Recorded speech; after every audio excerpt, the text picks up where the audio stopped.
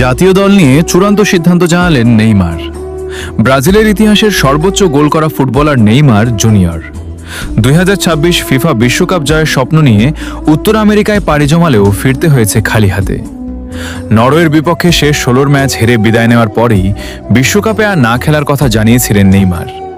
এবার জাতীয় দল নিয়েও চূড়ান্ত সিদ্ধান্ত জানিয়ে দিলেন ব্রাজিলের পোস্টার বয়। মঙ্গলবার কোপা সুদামেরিকানায় ভেনেজুয়েলার ইউনিভার্সিদাদ সেন্ট্রালকে 4-2 গোলে হারানোর পর নিজের ভবিষ্যৎ নিয়ে কথা বলেন নেইমার। সেখানেই জাতীয় দলকে বিদায় জানানোর সিদ্ধান্ত নিশ্চিত করেন 34 বছর বয়সী এই ফুটবলার। নেইমার বলেন, জাতীয় দলের সঙ্গে আমার পথ চলা শেষ। আমি ইতিহাস করেছি, অনেক ভালো মুহূর্ত পেয়েছি। হলুদ জার্সির জন্য নিজের রক্ত, জীবন সবকিছু উজাড় করে দিয়েছি, কিন্তু এখন আর চালিয়ে যেতে চাই না। বিশ্বকাপে ব্রাজিলের বিদায়ের পর মেটলাইফ স্টেডিয়ামে কান্নায় ভেঙে পড়েছিলেন নেইমার।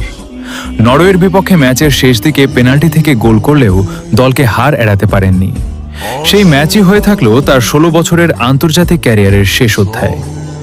2010 সালে মাত্র 18 বছর বয়সে ব্রাজিলের হয়ে অভিষেক হওয়া নেইমার দেশের জার্সিতে 130টি ম্যাচ খেলেছেন, গোল করেছেন 80টি গোল এবং 59টি অ্যাসিস্ট। ক্যারিয়ারে বিশ্বকাপ তো জেতা হলোই না, এমনকি নিজের দেশকে কোপা আমেরিকার শিরোপাও না জেতানোর আক্ষেপ নিয়ে বিদায় নিতে হলো ব্রাজিলের সর্বকালের সর্বোচ্চ গোলদাতাকে। জাতীয় দল থেকে অবসরের ঘোষণার পর নেইমারের চোখ এখন ক্লাব ফুটবলে। ইউনিভার্সিদাদ সেন্ট্রালের বিপক্ষে বদলি হিসেবে নেমে সান্তোসের জয়ে গুরুত্বপূর্ণ ভূমিকা রাখেন তিনি।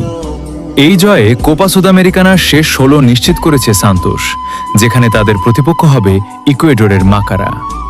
সম্প্রতি ছড়িয়ে পড়া একটি বিতর্ক নিয়েও মুখ খুলেছেন নেইমার। সংবাদ মাধ্যমে দাবি করা হয়েছিল, চ্যাপেকোয়েন্সের বিপক্ষে ড্রয়ের পর তিনি তরুণ